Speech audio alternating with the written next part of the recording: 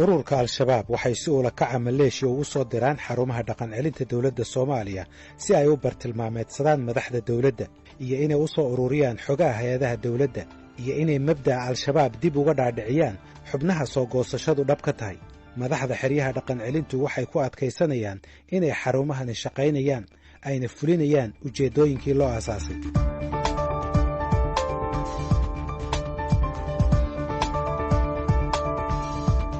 15 bishii May ee aynu soo dhaafnay Cabdinuur Macalin Xasan oo ahaa sargaal hore uga tirsanaan jiray al-shabaab waxa uu toogtay askari ka tirsan nabad sugidda magaalada Beled Xaawo oo lagu magacaabi jiray Cabdinaasir Cabdullaahi Ibraahim. waxa uu ka qaatay qorigiisii kadibna waxa uu u tallaabsaday duleedka magaaladaasi oo ay ku sugayeen xubno ka tirsan al-shabaab kuwaasi oo u galbiyey dhinaca saldhigga weyn ee ay ku leeyihiin halka lagu magacaabo Gadoondhawe. ka hor inta uusan geysan dilkaasi waxa uu Cabdinuur isku dayay inuu dilo saraakiil sarsare oo ka tirsan ciidanka iyo hoggaanka siyaasadda oo ay ka mid ahaayeen taliyaha ciidanka deegaankaas iyo wasiirka amniga Jubbaland Cabdirashiid Xasan Nuur Cabdirashiid Janan. dadka kale uu isku dayay inuu dilo waxaa ka mid ahaa Buule Aadan Axmed oo horey gudoomiye ku-xigeen uga soo ahaan jiray magaalada Beled Xaawo.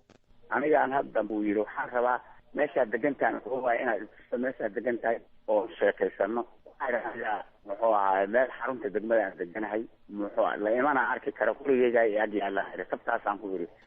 markuu adigu weydiinayo wuxuu rabay adiga iyo generaalka meel uu idin soo maro. meel inoo soo maro raadinay. markii uu sheegtay inuu ka soo goostay al-shabaab bishii Janaayo ee sanadkan waxaa si weyn u soo dhaweeyay wasiirka amniga Cabdirashiid Janan. waana wasiirka iyo maamulka gobolka kuwa ay xilligaasi saarnayd mas'uuliyadda ah inay Cabdinuur ka ilaaliyaan inuu waxyeello gaarsiiyo dadka kale askar ciidan iyo saraakiil kuwa ay doonaan ha ahaadeene. Cabdijanan isagu waxa uu taas ku sababeeyey inuu doonayay inuu ninkaasi xorriyad siiyo isla waraysiganna waxa uu ku qirayaa inay ogaayeen halistiisa.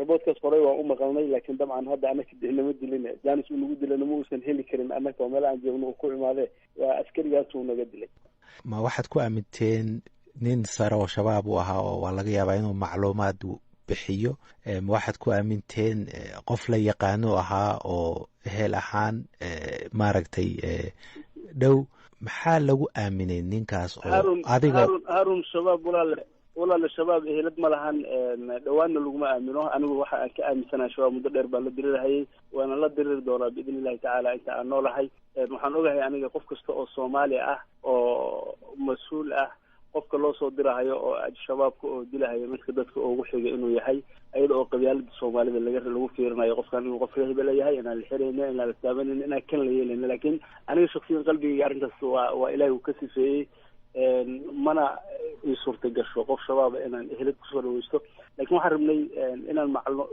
maadaama nin gobolka ku dhex jiro sargaal oo ahaa inaan xorriyad yar siino inaan saraakiishanada iyo ama ciidankana inuu suudo inay daba socdaan inaan asaga ku shaqeyno macluumaad dheeraada ka helnaan raadinaynay.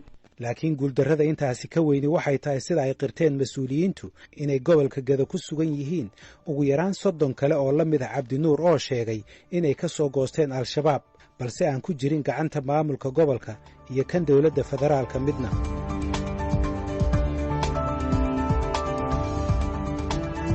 13 bishii Febraayo ee sanadkii hore 2017 Isaaq Boorow Cali iyo xubin kale oo ka tirsanaa al-shabaab waxay isku soo dhiibeen wasiirka amniga maamul goboleedka Koonfur Galbeed Xasan Xuseen Maxamed Xasan Eelay oo soo dhaweyn u sameeyay una yeeray warbaahinta halkaasi oo ay sawirro iskaga qaadeen. Isaaq Boorow Cali waxa kadibna loo dhaadhiciyay xarunta dhaqan celinta taasi oo ka qalin jabiyay sanadkan horaantiisii isagoo qaatay lacag dhan $1,500 oo la siiyo dadka ka qalin jabiya xarumahaasi. toddobaadkii aynu soo dhaafnay Isaaq Boorow Cali waxa uu dilay askari ka tirsan maamulka Koonfur Galbeed meel u dhaxaysa magaalooyinka Baydhabo iyo Awdiinle. askari kalena dirqi ayuu uga baxsaday waxa uu qaatay labadii qori waxaana uu dib ugu laabtay al-shabaab. Maxamed Cali Abshir waxa uu ahaa ninka kale ay isku maalin soo goosteen Isaaq Boorow Cali isku maalinna waxay ka qalin jabiyeen xarunta dhaqan celinta ee magaalada Baydhabo. Isaaq Boorow Cali kolba gobolka Bay ma dhaafsano waxaan u malaynayaa adii meelahaasi sheekadii meelahan shabaabku joogan oo ka maamulo Idaaliya qaarkaas inuu joogan kalaya hadda laakiin inuu baxayna xaqiiq weeye warkaas. waa gartay markuu baxayay muxuu sameeyay? markuu baxayay wuxuu sameeyay niman buu ka xiisay markuu meel dhac la marayo waxa ay sheeg nin buu qori ka qaatay ninka markuu ka qori ka qaatay ka kalena banaan buu u yar baxay markuu banaanka u yarbaxay kii agtiisa joogay waa bad ku dhuftay kii adiga bad markuu ku dhuftay kii labaad ii sheegay asiga badda markuu maqlay oo yuu meesha kasii kacay, markuu kasii kacay uu habadeeyey saasuna ya maxaan ku rahday say hooshu dhacday. marka imise qori buu qaatay? 2 qori aa ka fadhisabina. hal askarina wuu dilay? hal askarina wuu dilay. maxamed cali abshir waxa uu ii sheegay inuusan isagu ku tala jirin inuu al-shabaab dib ugu laabto, waxaase uu yaqaanaa kuwo dhowr ah oo ka soo baxay xarunta dhaqan celinta Baydhabo oo dib ugu laabtay al-shabaab, waxaana ka mid ahaa Ciise Lowjabis oo qaatay lacagtii xarunta kadibna qori kala baxsaday mid ka mid a ilaalada wasiirka amniga maamulka Koonfur Galbeed. 3 toddobaad ka horna dib ugu laabtay al-shabaab. dabayaaqadii sanadkii aynu soo dhaafnayna 2 ka mid a ragga ka soo qalin jabiyey xarunta dhaqan celinta ee Baydhabo ayaa loo qabtay bam ay ku tuureen sargaal ka tirsan booliiska magaalada. raggaasi waxaa ka mid ahaa Kuusow oo dagaalamay laguna dhaawacay weerarkaasi. bishii Juun ee sanadkii aynu soo dhaafnay 2017 oo ku beegnayd bisha Ramadaan, rag hubaysan ayaa masaajid ku yaala magaalada Baydhabo ku dhex toogtay wadaad caan ka ahaa magaalada oo lagu magacaabi jiray Sheekh Madeer Madgaab Cali. 3daasi nin ee dilka lagu helay waxaa ka mid ahaa Xasan Cabdulaahi Ibraahim Qoorgaab oo soo maray xarunta dhaqan celinta ee Baydhabo lacagtiisiina qaatay. mas-uuliyiinta amnigu waxay ii sheegeen inuu si toosa ula shaqayn jiray al-shabaab, xaruntaasina uu ka maqnaan jiray wakhtiyo badan isaga oo bixinayay cudurdaaro kala duwan. xasan Qoorgaab waxa uu ku xukuman yahay xabsi daa'im.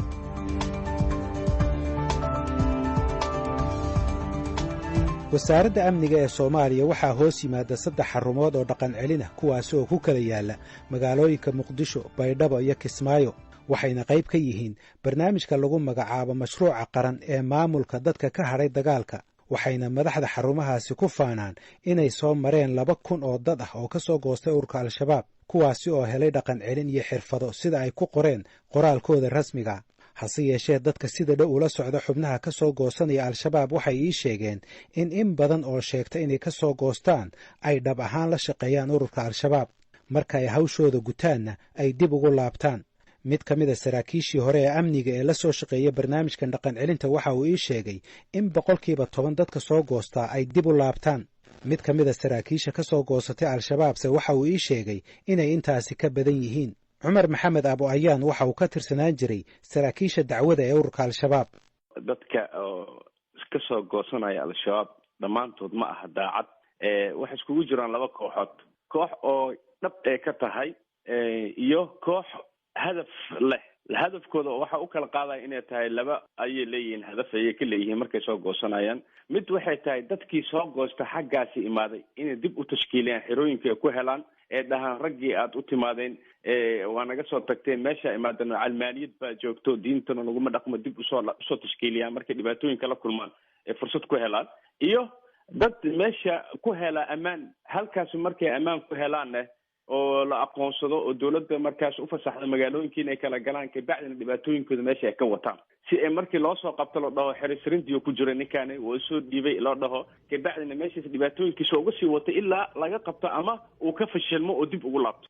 marka inuu soo maray xarumaha dhaqan celinta ama xerisrindi waxay siinaysaa caddayn qofkii inuu meel kasta tegi karo, meel kasta mari karo, isagoo hawlihiina u fulinaya al-shabaab.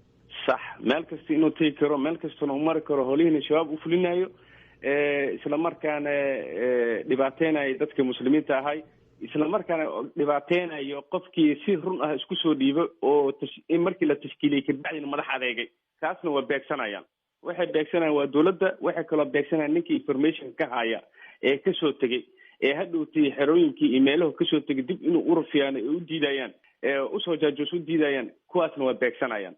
marka hadafyada ay ka leeyihin waxay tahay inay dhibaateeyaan raggii sida dhabta isku soo dhiibay iyo ragga dawladda ah, ayagoo haysta waraaqado ay jidadka ay ku mari karaan iyo aqoonsi. hadhowti markii la qabto haddii oo hub iyo gacan lagu qaban oo la dhaho war ninka waxa waa sii dee waraggii soo dhiibay, oo halkaasan uu ku helo ammaan buuxdo si oo wax howlihiisa u fusho ilaa uu ka fashilmo.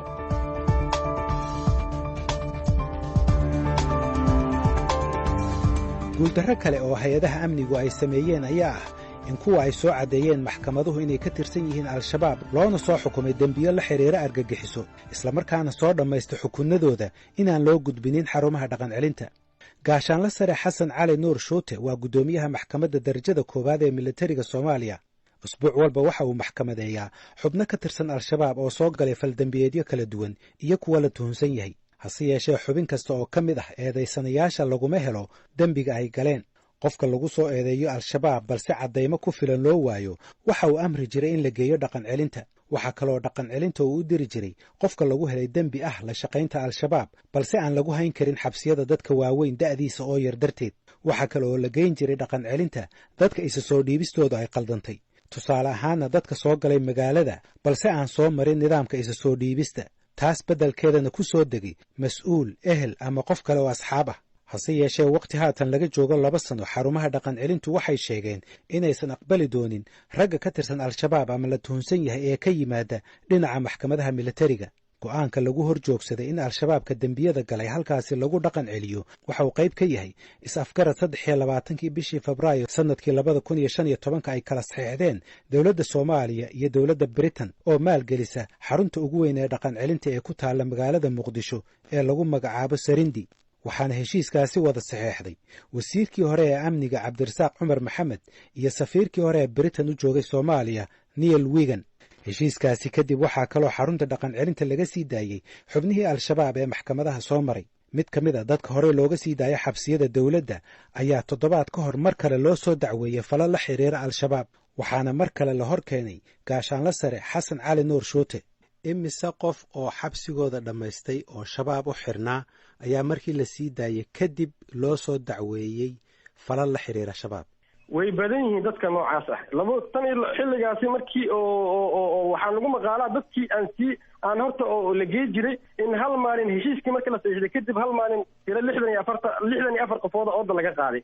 taasaa kaliftay marka dadkii banaanka u baxay iyo dadkii xilliyada ka dambeeyey dhammaystay qaybtii oo ku naqatay shabaabka ama qaybtii oo looga shakiyey in dib loo soo dacweeyey. dad bil walbo amba 2 bil kasta dhowr qofoodaa la keenaa. hadda waxaa xiran ilaa 7 qofood oo 2 ka mid ah maxkamayntooda ay socotay isbuucan oo loo haysto in ay shabaab dib ula midoobeen. ayaga laftigoodana markaa weydiiso ku dhahay dib aan ula midoobna qaarkood. kiisaska hore loo xirayna maxaa ka mid ahaa labadaa haddaad soo qaado toddobaadkan maxkamadooda kiisaska loo xiray waxay ahayd qofkaasi mid ka mid a 2016 dhammaadkeedii oo wuxuu dhammaystay xabsiga 5 sano xabsi ah u dhammaystay maxkamadda hore ugu heshay. markuu xabsigaas dhammaystay wuxuu ka mid ahaa dadkii laga dalbaday hay'adda dhaqan celinta Sarandi qaybtan Sarandi in ay qabato ka mid ahaa. Sarandi heshiiskaas iyo xasan galnay dhaheen saasi ay ku suuragali weysay inay qabtaan. kadib saas oo banaanka uga baxay sababtoo ah qof xabsi maxkamadda dambi ku heshay oo la xukumay xabsigiisa dhammaystay qaab kaloo loo hayay oo qaab maxkamadda iyo xabsiga weyna ugu sii jiri kara malaha. dambigu galay maxay ahayd markaas? shabaab inuu ka tirsan yahay ahayd. haddana maxaa loo soo xiray? inuu argay shabaab ka tirsan yahay haddana loo soo xiray mar kale. weliba isaga laftigiisa ku dhahay markaan uu dib ugu laabtay. 30 bishii November 2014 Faysal Yuusuf Aadan oo ku magac dheeraa Awliyo iyo 3 kale oo soo dhammaystay xabsigooda ayaa maxkamadda militarigu ay qortay warqadii loogu wareejin lahaa inay galaan xarunta dhaqan celinta. balse wax yar kadib markii la saxeexay heshiiska Soomaaliya iyo Britain, Faysal Awliyo iyo 64 qof oo kale oo hore uga soo tirsanaan jiray al-shabaab waxaa laga sii daayey xarunta dhaqan celinta. gaashaanla sare Xasan Cali Nuur Shuute ayaa sharaxaya sida ay wax u dhaceen. Faysal Yuusuf Aadan wuxuu ka mid ahaa dadkii asaga uu ka duwan yahay dadkaani oo xeelada dhaqan celinta ay marka hore dadkii ogoladu ka mid yahay. wuxuu ka mid ahaa dad la soo qabtay oo hay'adaha ammaanka ay soo qabteen ay garsoorka hor keeneen iyadoo lagu dacweynayo wuxuu ka tirsan yahay kaliya shabaab uu ka tirsan yahay. baaris kadib maxkamaddu waxay ogaatay inuu qofkaani ka tirsanay shabaab kaliya in dambigaas in ay ku heshay wayna ku heshay. kadib waxaa lagu xukumay xabsi 3 sano ah lagu xukumay. xabsigiisaas wuu dhamaaday 2014 taqriiban xilligaas uu dhamaaday bishii 11aad. sida nidaamku waagaas ahay maadaama uu xabsiga dhammaystay qofkaani dembigii intii la ekay garsoorkuna oo saaray waxaa loo baahday in Sarandi la geeyo. maxkamaddu waxay amar ku bixisay in xerooyinka dhaqan celinta la geeyo. marka xilligaasi 2014 maxkamaddu waxay geysay Faysal waxay geysay xerada dhaqan celinta Sarandi hadda xamar ku taalo. taasi muddo inta saas markuu ku maqnaay waxaa dib loo keenay maxkamadda Faysal